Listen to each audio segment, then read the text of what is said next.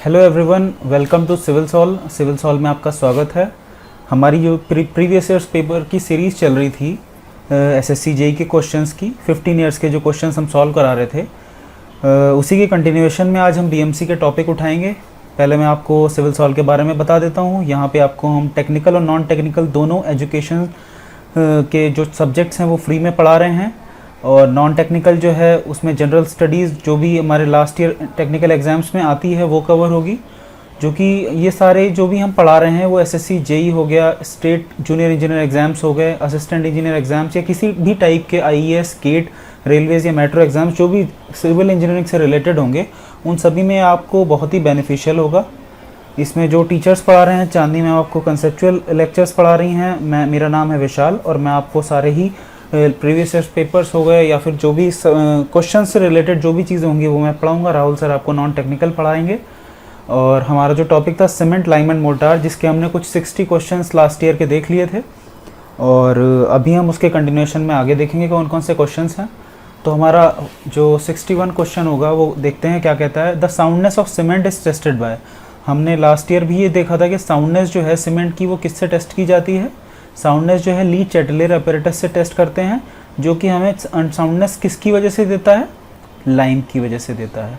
और जो लाइम और मैग्नीशिया दोनों की वजह से दे रहा था उसका नाम क्या था, उसका नाम था हमारा ऑटोक्लेव टेस्ट, जिसमें मैग्नीशिया और लाइम दोनों की वजह से हमें अनसाउंडनेस मिलती है। ठीक है, उसके बाद हम बात करते हैं विकेट्स अपैरेटस। ये आप लोग जानते होंगे, इससे हमें क्या क्या पता चलता है। इस समय कंसिस्टेंसी ऑफ सीमेंट पता चलेगी और सेटिंग टाइम ऑफ सीमेंट्स पता चलेगा। कंप्रेशन टेस्टिंग मशीन जैसे कि क्या बता रहा है, कंप्रेशन टेस्टिंग मशीन हमें क्या बताएगा, जैसे कि वो नाम सजेस्ट कर रहा है कि कंप्रेशन टेस्टिंग मशीन हमें कंप्रेसिव स्ट्रेंथ निकालने के लिए यूज़ होगी, और स्टैंडर्ड ब्रिकेट टेस्ट जो होता है वो टेंसाइल स्ट्रेंथ ऑफ कॉन्क्रीट के लिए यूज़ करते हैं। नेक्स्ट क्वेश्चन है, gypsum is added to cement in small quarters quantity होगा, यहाँ पे सॉरी गलत लिखा हुआ है। स्मॉल क्वांटिटी में हम अगर जिप्सम ऐड कर रहे हैं तो उसका क्या पर्पस होता है, control initial setting time, control final setting time, given colour to cement, या मेक सीमेंट हाइड्रोफोबिक। जैसा कि हम जानते हैं कि सीमेंट जिप्सम जो होता है एक रिटार्डर का काम करता है। अगर हम जिप्सम की क्वांटिटी बढ़ा देते हैं तो उससे हमें क्या मिलेगा, उससे हमारी जो इनिशियल सेटिंग टाइम है वो थोड़ा सा बढ़ जाता है। तो हम ये कह सकते हैं कि जो जिप्सम ऐड करने से हमें क्या होगा, हमें कंट्रोल कर सकते हैं इनिशियल सेटिंग टाइम को। तो इसका आंसर हमारा ए हो जाएगा। नेक्स्ट क्या कहता है, स्नोसेम में, स्नोसेम जैसे कि आप लोग ने जनरल टर्म में सुना होगा, समोसेम बोलते हैं। वो एक टाइप का क्या होता है, एक टाइप का वो ऐसा कलर्ड सीमेंट होता है जो हम किसके लिए यूज़ करते हैं, पेंटिंग के पर्पज से यूज़ करते हैं, उसी को हम स्नोसेम बोलते हैं। जो कि स्नोसेम होता क्या है, एक वाटर प्रूफ सीमेंट पेंट होता है। ठीक है, क्या होता है ये, water proof cement paint. Next question है हमारा 2016 में जो आए हुए हैं, the purpose of the soundness test of cement is. Soundness test से हम क्या पता करते हैं, ऑप्शंस देख लेते हैं। To determine the presence of free lime, sorry lime होगा ये। सेकेंड है to determine the setting time, to determine the sound proof quality of cement, to determine the fineness. जैसा कि हम जानते हैं कि ये इसका आंसर हमारा क्या हो जाएगा, A, to determine the presence of free lime. Free lime क्यों, क्योंकि हमारा जो साउंडनेस टेस्ट होता है उससे हम देखते हैं कि उसमें लाइम या मैग्नीशिया कितना है, मैग्नीशिया कितना है, लेकिन यहाँ पे लाइम ऑप्शन दिया हुआ है तो हम लाइम सेलेक्ट कर लेंगे। नेक्स्ट हमारा क्या कहता है, steam curing is not used with. Steam curing जो होता है वो हम किस में यूज नहीं करते हैं, ऑर्डिनरी पोर्टलैंड सीमेंट में, रैपिड हार्डनिंग सीमेंट में, हाई एल्यूमिना सीमेंट, या all of the option are correct. तो देखिए स्टीम क्योरिंग हम करते क्यों हैं, स्टीम क्योरिंग हम कब करते हैं, इससे हम ये कोशिश करते हैं कि जिससे कि जो अगर हम प्रॉपर वाटर पहुंचाएंगे, और क्योरिंग मतलब स्टीम क्योरिंग में क्या होगा, टेम्परेचर भी उस वेपर का ज़्यादा होगा। तो अगर हाई टेम्परेचर मिलेगा और वाटर मिलेगा और वो पोर्स के अंदर तक चला जाएगा कंक्रीट के, तो उससे क्या होता है, वो जल्दी सेट होने की कोशिश करती है, जल्दी सेट हो जाएगी, यानी हीट ऑफ हाइड्रेशन ज़्यादा होगा, जल्दी सेट हो जाएगी और हमें अर्ली स्ट्रेंथ मिल जाएगी। ठीक है, तो अगर हम बात करते हैं कि वो हम कब यूज़ नहीं करेंगे, जैसा कि हम ऑप्शन देख पा रहे हैं यहाँ पे एक रैपिड हार्डनिंग सीमेंट लिखा है। रैपिड हार्डनिंग सीमेंट की प्रॉपर्टी क्या होगी कि वो जल्दी हार्ड हो जाएगा। अगर वो उसकी अपनी प्रॉपर्टी ये है कि जल्दी हार्ड हो जाएगा तो हम स्टीम क्योरिंग क्यों करेंगे, उसकी ज़रूरत ही नहीं होगी। इसलिए हम क्या कह सकते हैं कि स्टीम क्योरिंग हम रैपिड हार्डनिंग सीमेंट में यूज़ नहीं करेंगे। और सब में हम यूज़ कर सकते हैं, हाई एल्यूमिना में यूज़ कर सकते हैं, ऑर्डिनरी पोर्टलैंड सीमेंट में भी यूज़ कर सकते हैं। नेक्स्ट क्वेश्चन हमारा क्या कहता है, the development of strength of cement and its fineness are.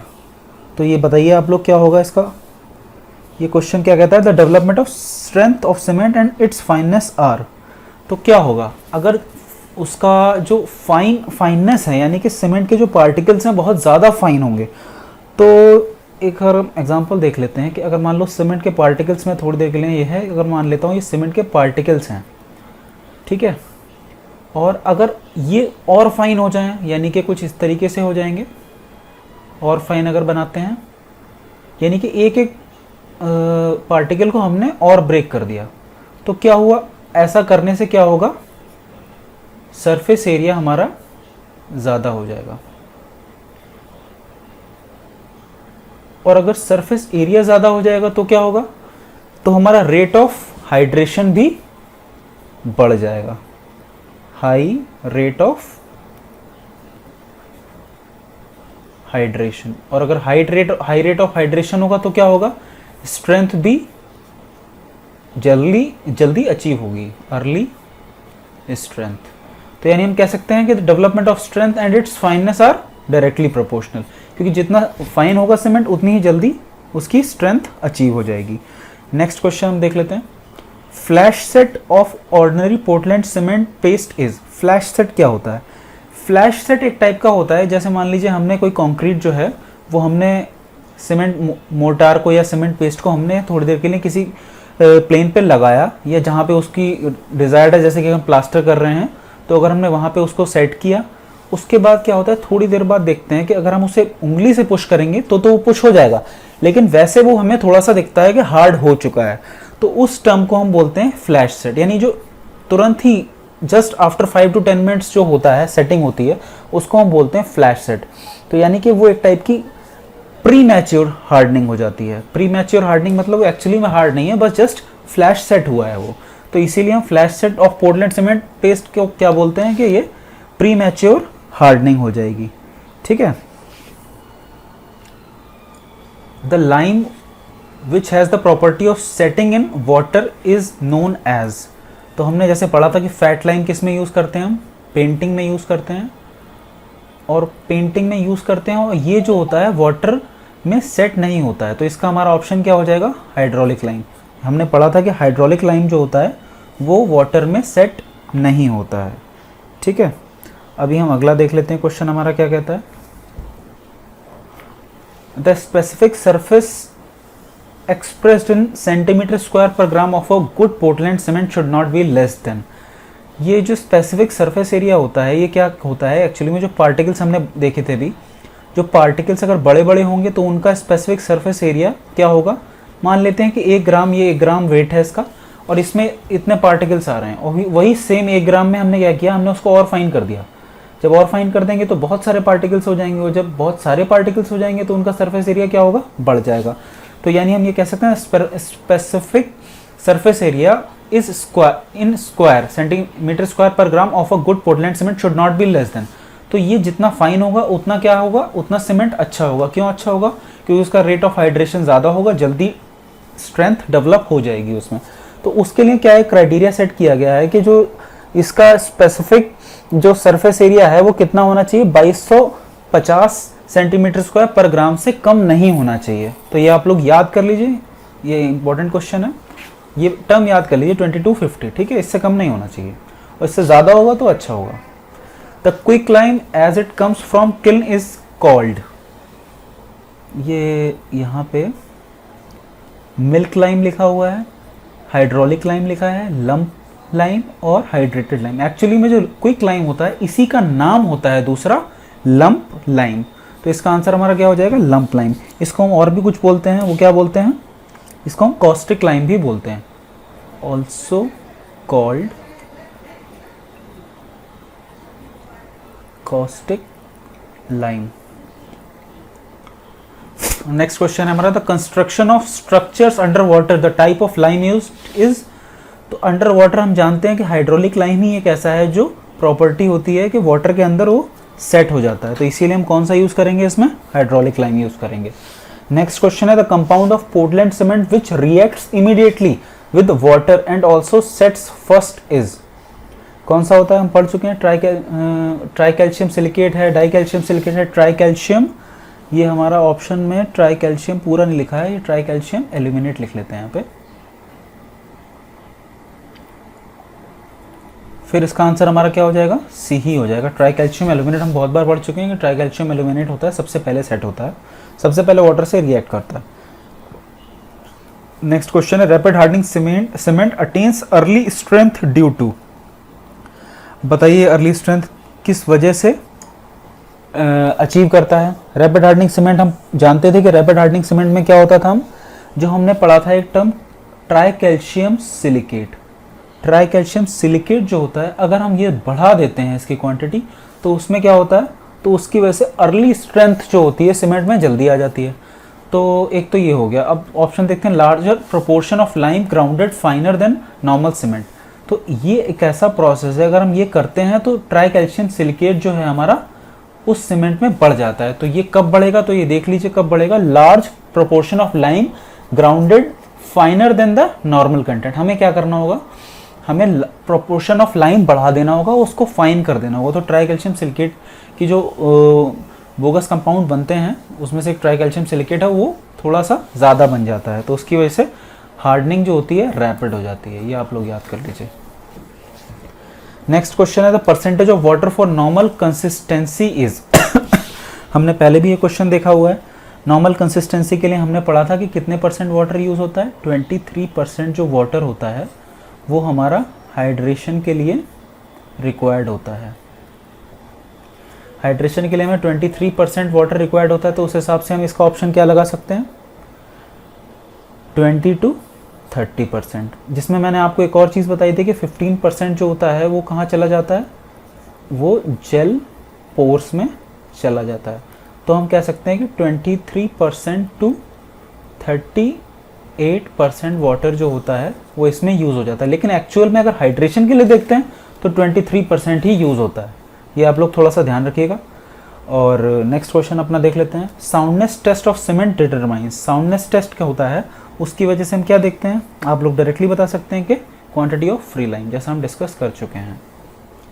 Next question है for a 50 kg of bag water required is, ये हमने पिछली बार भी डिस्कस किया था, तो हमारा इसका आंसर कितना आया था आप लोग को शायद याद होगा, 23% to 38% मैंने बोला था। तो 23% अगर हम निकालते हैं तो कितना आ रहा था, 23% अगर हम निकाल रहे थे तो कुछ आ रहा था आपका ये अप टू 19 kg आ रहा था, 11.5 kg to 19 kg।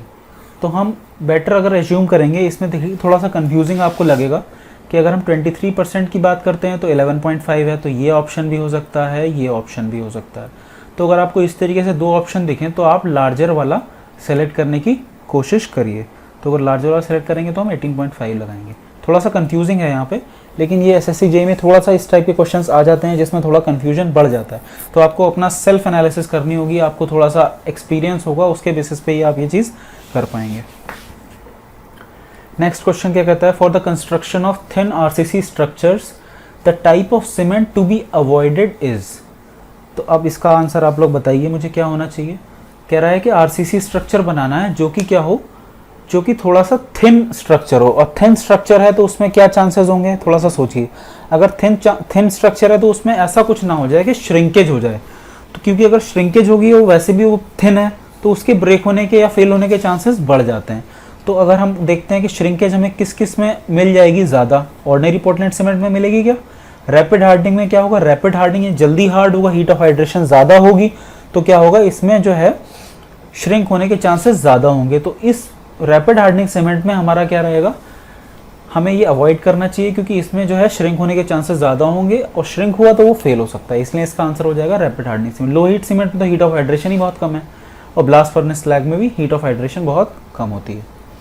Percentage of pozzolanic material contains clay up to 80% used for the manufacture of pozzolana cement is, इसका क्या होता है कि हमारा 78 में इसमें क्या है 30% हम लेते हैं इसको।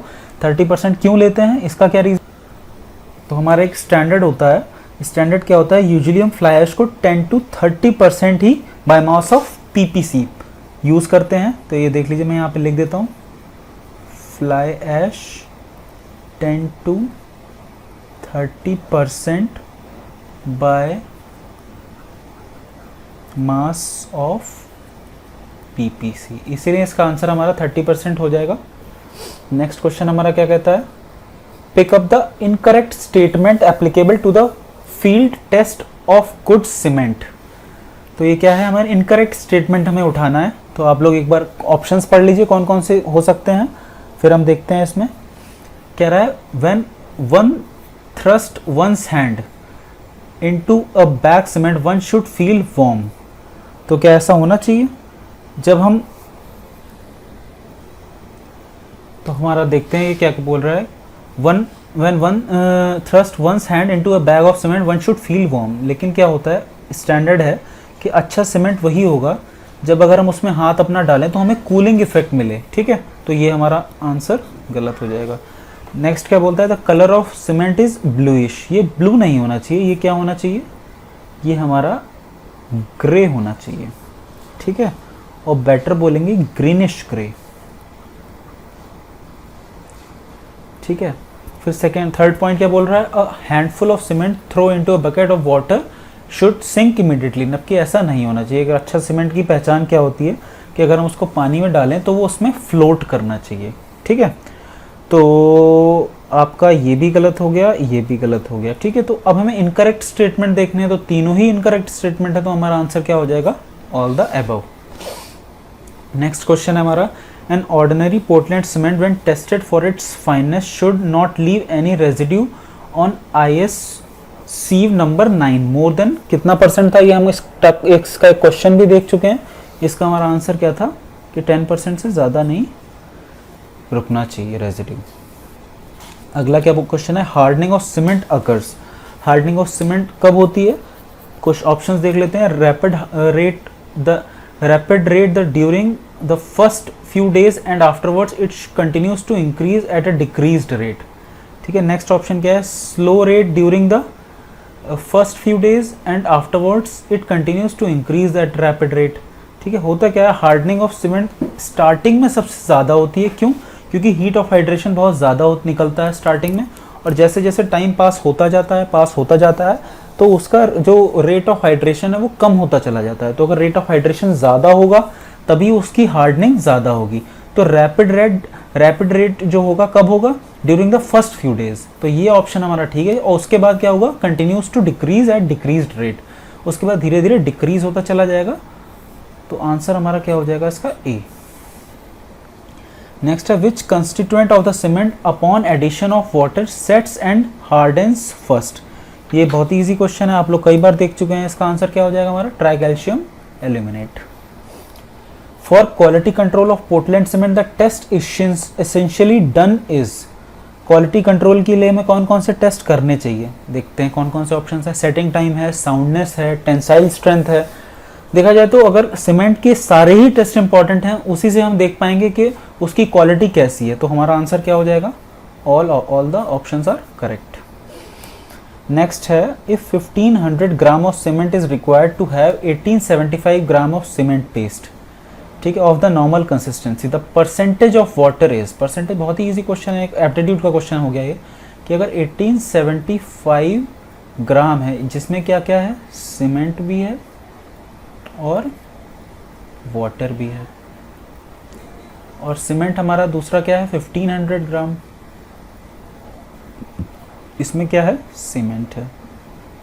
तो हम कह सकते हैं कि इसमें जो हुआ 1875 में से 1500 घटा देंगे तो 1500 सीमेंट हो गया प्लस 375 वाटर हो गया, सॉरी।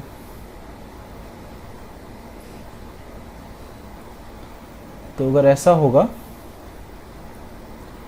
तो हम कह सकते हैं कि हमारा वाटर का परसेंटेज क्या होगा with respect to cement, 375 divided by 15 into 100, तो ये हमारा कितना आ जाएगा 25%। आंसर हो जाएगा B.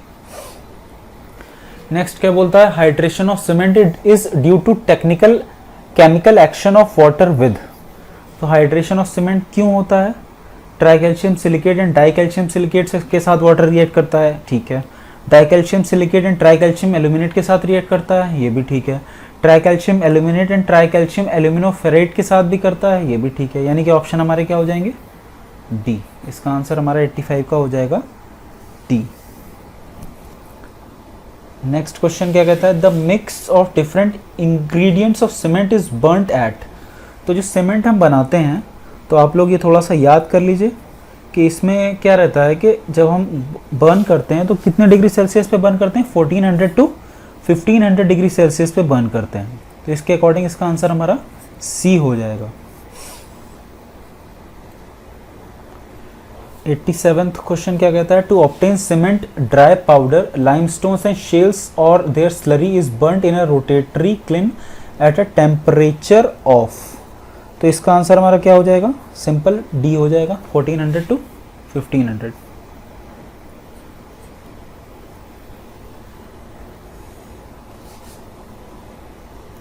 The cementing property of cement is mainly due to. Cementing property जो होती है वो सबसे ज़्यादा आती है लाइम की वजह से, और लाइम हमारा कितना होता है हमारे सीमेंट में, 60 टू 65%। तो ये आप लोग का आंसर इसका ये हो जाएगा 88 का। नेक्स्ट क्वेश्चन क्या कहता है, the setting and hardening of cement paste is mainly due to hydration and hydrolysis of.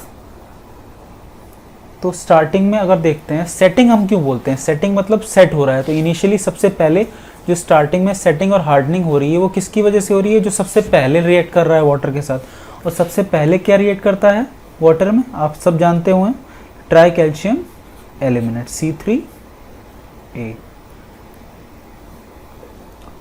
The rapid hardening Portland cement is obtained by. तो रैपिड हार्डनिंग सीमेंट हमें कैसे मिलता है, ये आप लोग याद कर लीजिए। इसका आंसर हो जाता है burning the mixture at a very low temperature. बहुत ही लो टेम्परेचर पे हम बर्न करते हैं तो क्या होता है, इसमें क्या होता है कि C3S की क्वांटिटी बढ़ जाती है, C2S हमारा कम हो जाता है, and grounded more finely. Next question हमारा क्या कहता है, एज पर IS specification what should be the maximum final setting time of ordinary Portland cement. आप लोगों को मैंने लास्ट लेक्चर में बताया था कि OPC का फाइनल सेटिंग टाइम कितना होता है,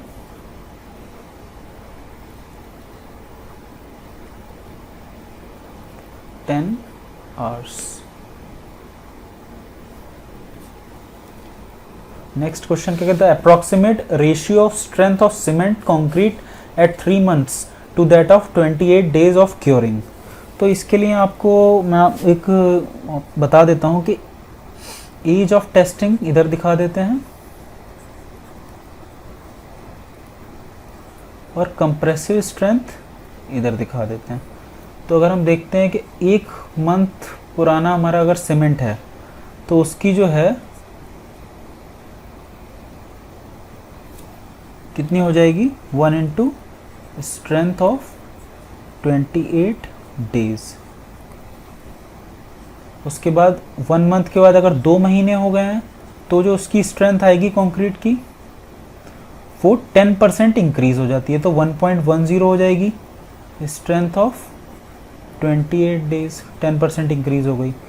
3 महीने बाद हम बोलते हैं उसकी जो होती है वो कितनी हो जाती है, 20% इंक्रीज हो जाती है स्ट्रेंथ ऑफ 28 days से।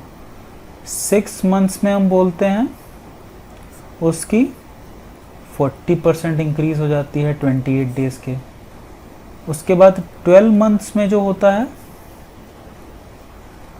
उसकी जो स्ट्रेंथ होती है वो 50% बढ़ जाती है 28 दिन की स्ट्रेंथ के। तो आप लोग देख रहे हैं यहाँ पे कि जो कंक्रीट होती है उसकी स्ट्रेंथ जो होती है वो एज के साथ बढ़ती ही जाती है, ठीक है। वैसे इसकी स्पीड बहुत कम हो जाती है, आप देख पा रहे होंगे कि स्टार्टिंग के 28 डेज में कितनी इंक्रीज हुई, उसके बाद उसका रेट जो है बहुत स्लो हो गया। 10% यहाँ 1 महीने में बढ़ गई, यहाँ पे 10% फिर दूसरे महीने बढ़ गई, यहाँ पे जो 20% बढ़ी उसके लिए 3 महीने लग गए। तो इस तरीके से जो रेट है वो कम होता जाता है। तो इसका हमारा ऑप्शन क्या हो जाएगा 28 डेज के लिए? क्या होना चाहिए इसका आंसर हमारा 1.15 हम ले सकते हैं, क्योंकि 1.1 हमें दिया नहीं हुआ है। 3 मंथ्स के लिए अगर हम कैलकुलेट करेंगे तो 1.2 होना चाहिए, 1.2 के अराउंड दिया नहीं है तो 1.15 ले लेंगे। When water is added to cement, जब वाटर हम ऐड करते हैं सीमेंट में तो क्या होता है, हीट इज जनरेटेड, बिल्कुल ठीक है, हीट ऑफ हाइड्रेशन बोलते हैं। हीट इज एब्जॉर्ब, गलत हो गया। केमिकल रिएक्शन इज इनिशिएटेड, बिल्कुल ठीक बात है, केमिकल रिएक्शन इनिशिएट होती है। डी क्या है, both heat is generated and chemical reaction is initiated, तो आंसर हमारा क्या हो जाएगा डी। नेक्स्ट क्वेश्चन 2016 में आया हुआ, the lime which contains high percentage of calcium oxide is generally called, इसको हम क्या बोलते हैं? अगर उसमें परसेंटेज ज़्यादा हो जाती है तो उसको हम क्या बोलेंगे? फैट लाइम भी बोलते हैं उसको, रिच लाइम भी बोलते हैं, वाइट लाइम भी बोलते हैं। तो इसका आंसर हमारा क्या होना चाहिए? ए बी सी तीनों होने चाहिए।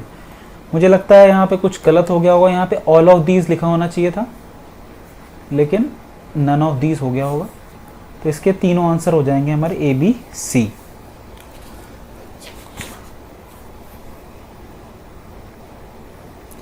नेक्स्ट क्वेश्चन क्या कहता है हमारा,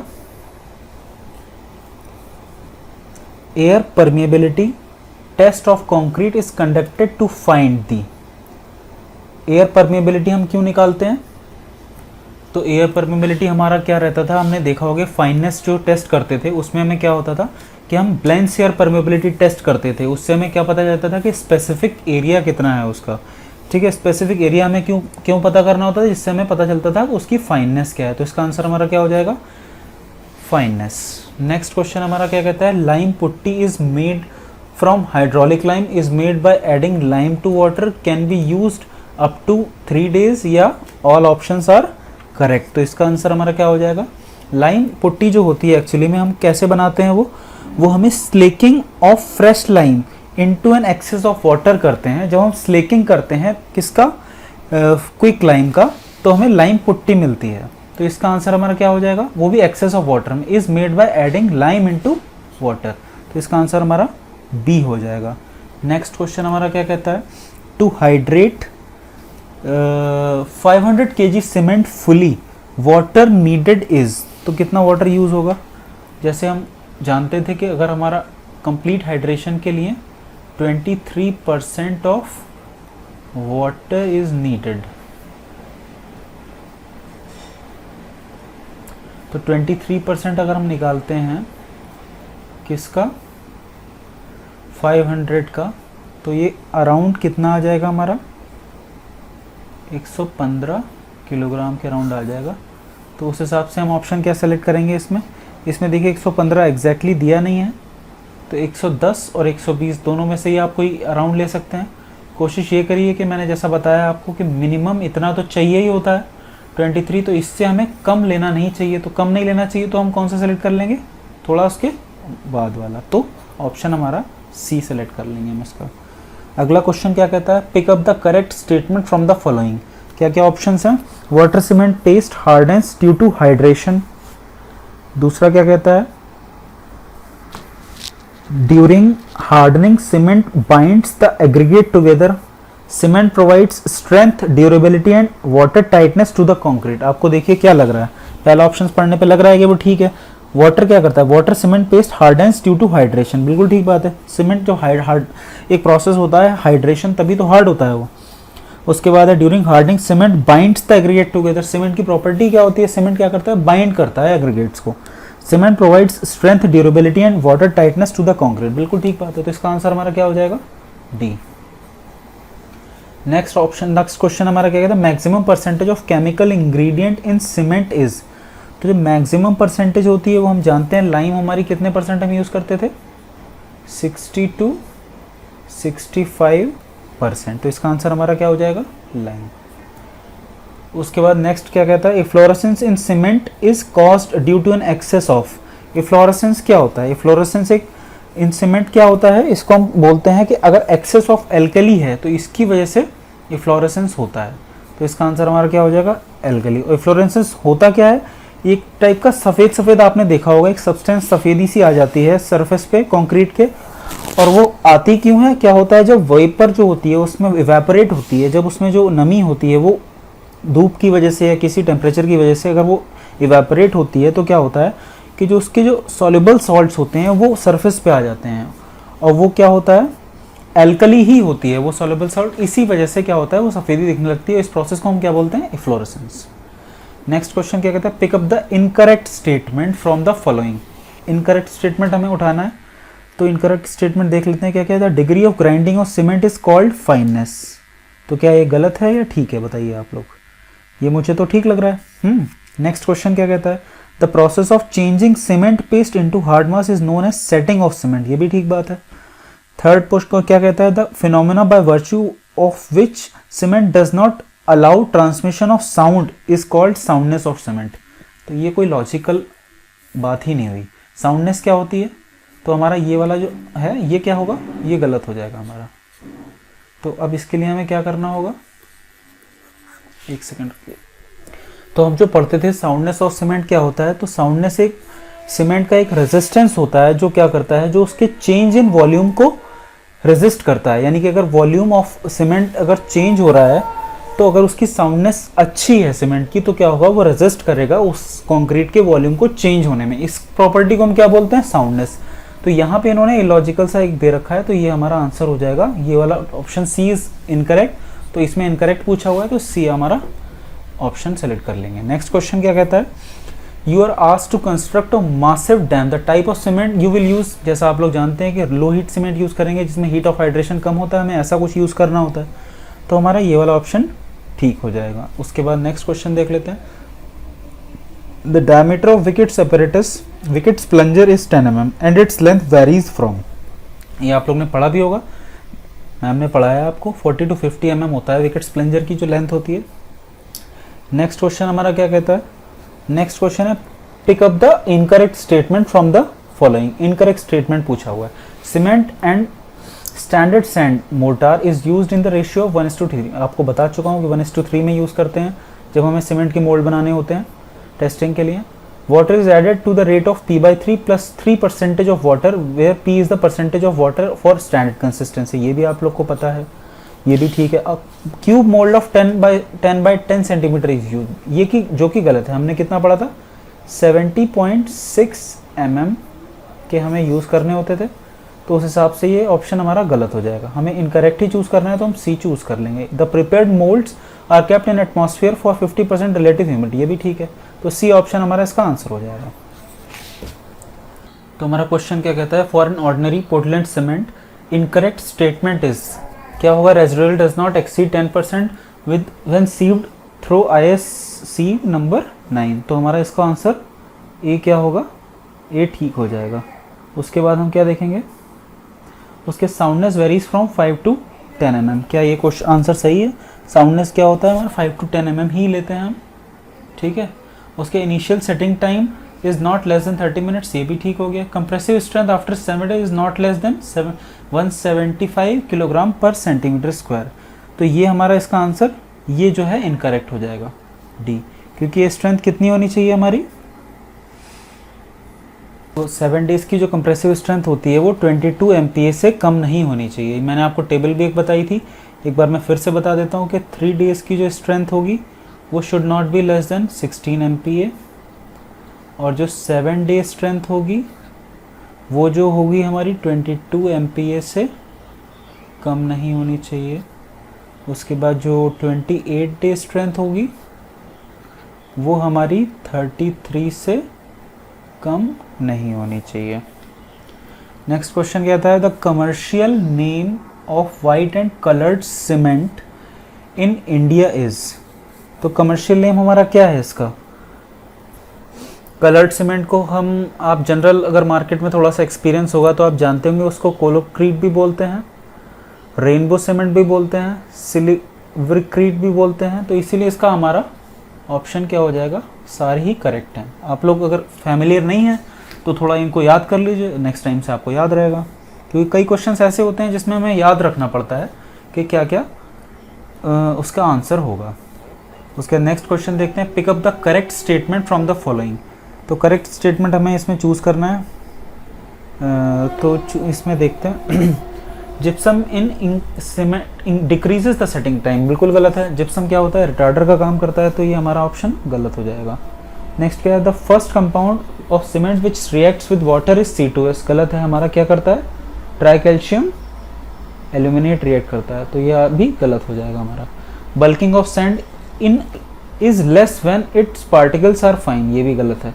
पार्टिकल्स अगर हमारे सैंड के फाइन होंगे तो उसमें बल्किंग बढ़ जाती है, तो इसीलिए हम कह सकते हैं तीनों ऑप्शंस क्या हो गए हमारे, इनकरेक्ट हो गए। नेक्स्ट क्वेश्चन क्या कहता है हमारा, विच IS code gives specification about cement plaster. तो ये आप लोग को थोड़ा सा याद करना होगा। IS 1500 जो होता है, ये मैं यहाँ पे लिख देता हूँ, ये जो होता है हार्डनेस टेस्ट और मेटेलिक मटेरियल्स के लिए यूज होता है।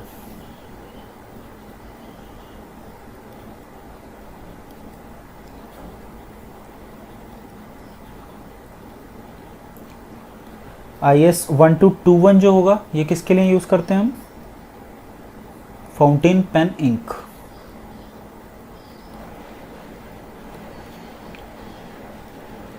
ये सब आपको मेमोराइज करना पड़ेगा, इसको 2-3 बार आप लोग देखेंगे वीडियो को तो आपको बिल्कुल फिर याद हो जाएगा हमेशा के लिए। कोई आपको इसके लिए प्रैक्टिस की ज़रूरत नहीं है। BMC में थोड़े से क्वेश्चंस ऐसे आते हैं जो आपको एक्सपीरियंस से आ जाएंगे, थोड़ा बहुत कंसेप्चुअल होगा भी तो बहुत ईजी क्वेश्चन होगा वो। नेक्स्ट हमारा IS 1400 जो होता है, ये ऑप्टिकल ग्लास के लिए होता है। हमारा IS 1661 जो है, ये होता है application of cement and cement lime plaster finishing, तो हम कह सकते हैं सीमेंट प्लास्टर के लिए यूज़ करते हैं इसको। इसका आंसर हमारा क्या हो जाएगा, D। नेक्स्ट क्वेश्चन क्या कहता है, in a lime cement plaster ratio 1:6 corresponds to. तो ये जो होता है एक जनरल प्रैक्टिस है, इसको आपको याद करना होगा कि जो रेशियो होता है वो इस तरीके से लेते हैं, सीमेंट पहले लेंगे, फिर लाइम लेंगे, फिर सैंड लेंगे, तो इसका आंसर हमारा B हो जाएगा। सबसे पहले सीमेंट, फिर लाइम और फिर सैंड। इसको कुछ इस तरीके से आप लोग मेमोराइज कर सकते हैं कि सबसे कॉस्टली जो चीज़ है वो सबसे पहले रखेंगे, उसके बाद उससे कम कॉस्टली, उसके बाद सबसे सस्ती। ठीक है, इस तरीके से मैंने याद कर रखा था, आप भी याद कर सकते हैं। नेक्स्ट क्वेश्चन देख लेते हैं हमारा क्या है, which of the following statement is false. इसमें फॉल्स स्टेटमेंट कौन सा है, तो पहला क्या कहता है, space between the exterior walls of a warehouse and bag piles should be 30 centimetre, यही गलत है। अभी मैं बताता हूँ आपको क्या क्या स्टैंडर्ड है। Cement bag should preferably be piled up on wooden planks, ये भी ठीक है। Cement bags should be place such that bags of one layer does not touch the bags of adjacent layer, ये भी ठीक है। तो हमारा इसका आंसर क्या हो जाएगा, इसका जो एक्सटीरियर वॉल से जो डिस्टेंस है वो 30 सेंटीमीटर का स्टैंडर्ड नहीं है। अब देखते हैं स्टैंडर्ड पे बात कर लेते हैं।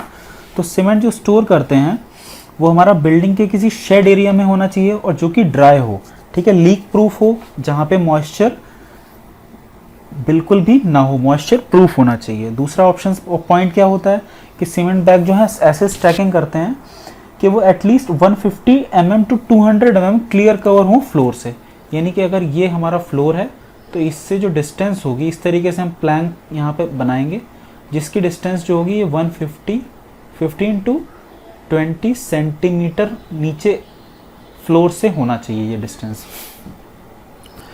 फिर उसके बाद क्या बोलते हैं कि जो स्पेस होता है किसी भी वॉल से, एक्सटीरियर वॉल से स्टैकिंग का, वो हमारा 60 सेंटीमीटर मिनिमम बोला गया है।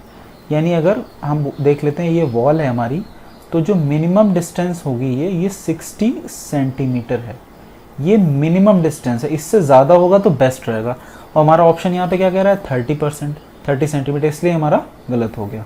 और कुछ पॉइंट्स देख लेते हैं कौन कौन से होते हैं। सीमेंट बैग जो होता है वो क्लोज टुगेदर रखते हैं, जितना हो सकता है पास पास रखते हैं, जिससे क्या होगा, एयर सर्कुलेशन उसमें ना हो। एयर आएगी, एयर में होता है मॉइस्चर, तो मॉइस्चर में सेट होने के चांसेस रहते हैं, इसलिए हम रखते हैं कि पास पास रख दें जिससे एयर आने के चांसेस ही ना रहें।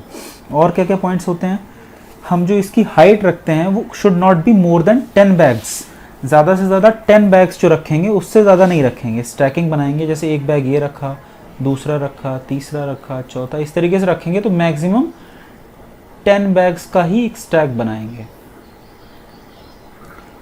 और क्या होता है, the width of stack shall not be more than 4 bags length और मीटर। इसकी जो विड्थ होगी, इस तरीके से अगर हम विड्थ इस अंदर की डायरेक्शन में देखेंगे, ये तो यहाँ से नहीं दिखा पा रहा हूँ, जो इस तरीके से जो डिस्टेंस होगी ये वाली हम बात करते हैं, तो ये जो डिस्टेंस है ये 3 मीटर या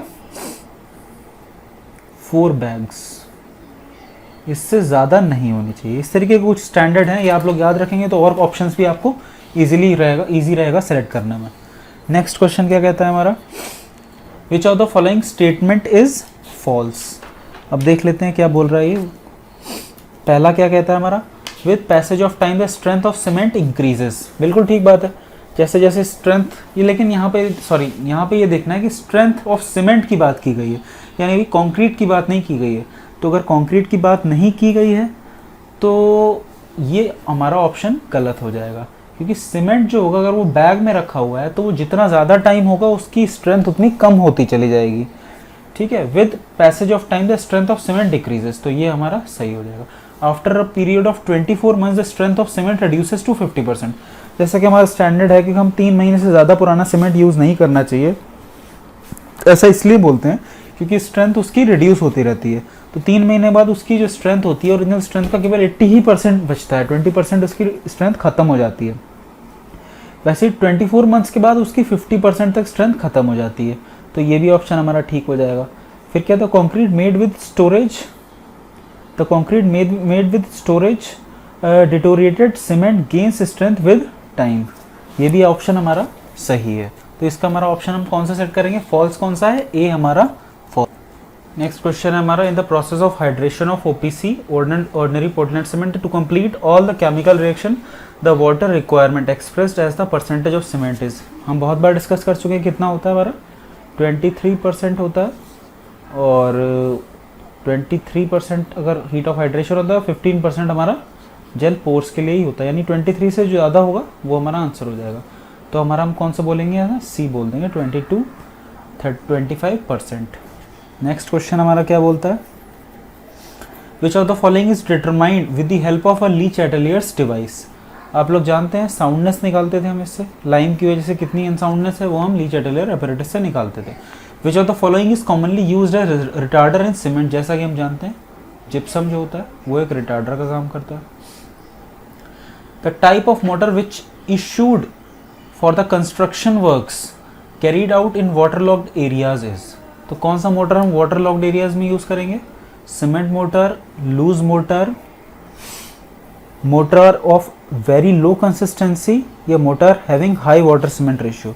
तो हम क्या बोलते हैं कि वाटरलॉक्ड एरियाज में हम क्या करते हैं, हम सीमेंट या लाइम मोटर को यूज करते हैं 1:3 के रेशियो में। तो हमारा सीमेंट मोटर हमारा इसका आंसर हो जाएगा। Which of the following statement is true. तो देख लेते हैं, addition of pozzolana to cement decreases the workability, बिल्कुल गलत है। Addition of pozzolana to cement increases strength, increase भी स्ट्रेंथ नहीं करता है ये। Addition of pozzolana to cement increases heat of hydration, ये जबकि कम कर देता है, तो ये भी गलत हो गया। तो आंसर हमारा क्या हो जाएगा, none of these. Initial setting time of rapid hardening Portland cement is nearly. तो इनिशियल सेटिंग टाइम हमारा इसका कितना होता है, रैपिड हार्डनिंग पोर्टलैंड सीमेंट का सेटिंग टाइम हमारा 30 सेकेंड्स ही रहता है, क्योंकि इनिशियल सेटिंग टाइम जो है ऑर्डिनरी पोर्टलैंड सीमेंट का 30 मिनट्स रह ही रहेगा, इसका भी, क्योंकि हार्ड हो रहा है ना कि सेट हो रहा है।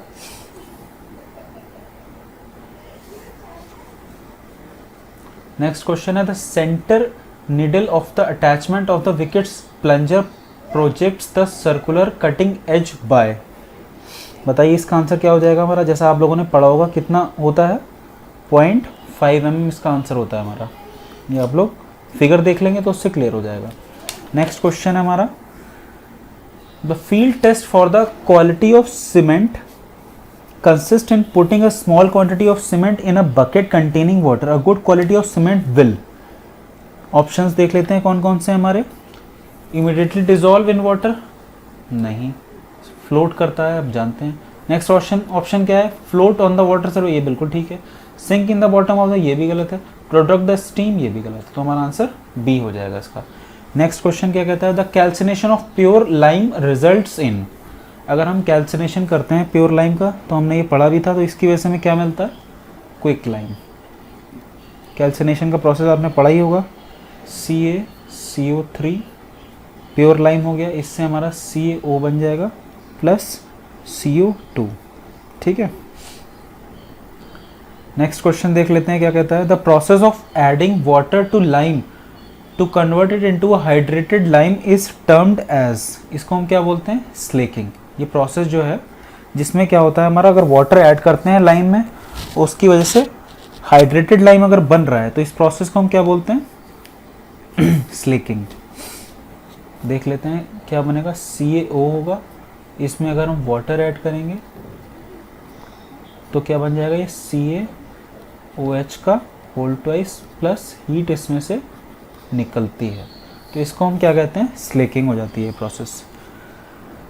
नेक्स्ट क्वेश्चन हमारा क्या कहता है, which one of the following cement is best for the marine water. Marine water के लिए कौन सा सीमेंट बेस्ट रहता है, तो ये आप लोग याद कर लीजिए, मरीन वाटर के लिए जो होता है हमारा ब्लास्ट फर्नेस स्लैग सीमेंट जो होता है ये बेस्ट रहता है। ये बेस्ट क्यों रहता है, क्योंकि इसका जो work expose to sulphate environment, जो सल्फेट इन्वायरमेंट में जो होता है ब्लास्ट फर्नेस स्लैग हमारा जो है रेजिस्टेंट होता है थोड़ा सा, ये क्या कहते हैं, सल्फेट्स के लिए, और हमारा मरीन वाटर में सल्फेट से एक्सपोजर ज़्यादा होता है, इसीलिए हम ब्लास्ट फर्नेस स्लैग को प्रेफर करते हैं। ठीक है, तो हम यहीं पे अपना लेक्चर ख़त्म करते हैं, आगे हम देखेंगे बचे हुए क्वेश्चंस अपने इसी के।